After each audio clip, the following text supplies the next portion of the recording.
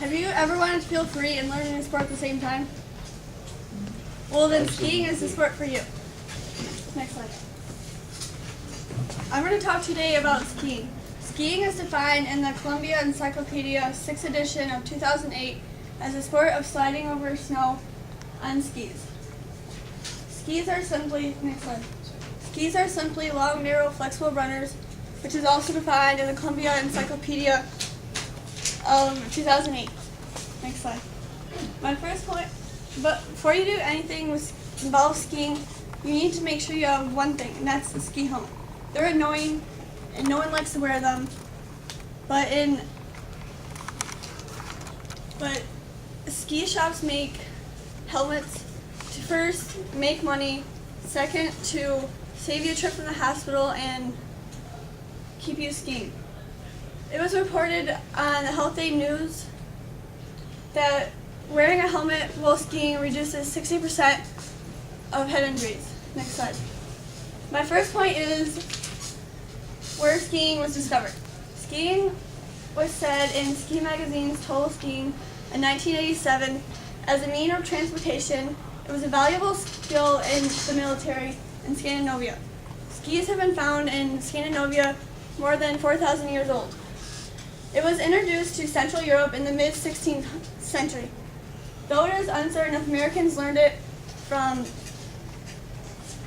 the Norwegian and Swedish immigrants in the mid-19th century.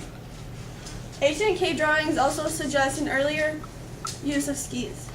It was believed also in the magazine that there are over 7 million participators in this sport in the United States. Next slide.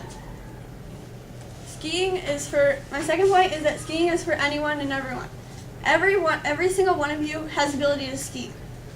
At Cabernet Peaks, every once in a while there will be guides. Next slide. There'll be guides that come out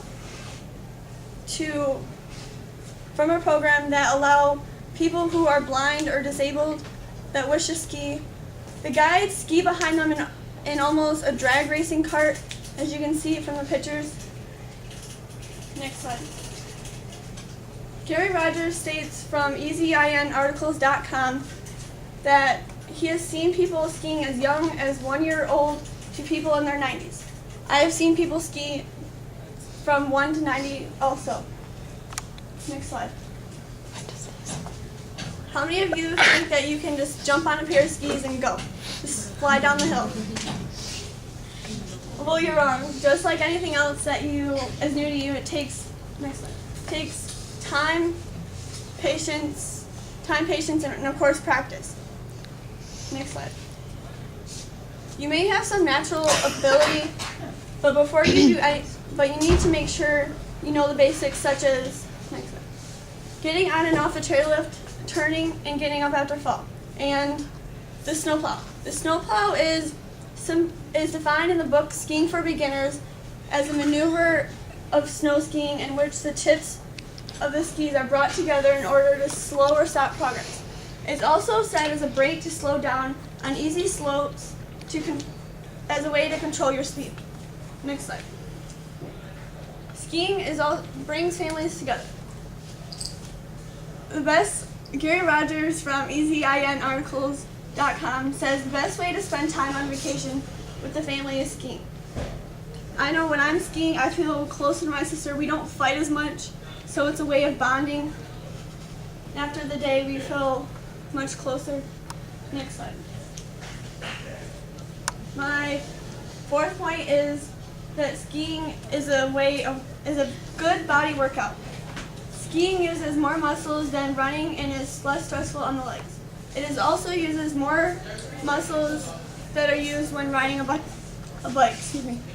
All this information came from Ski Magazine's Total Skiing.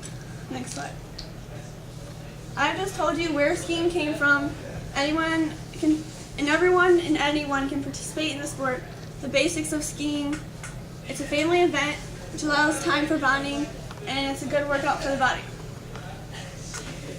Learning to ski takes time, patience, and a practice. But when you get it, the feeling is so great.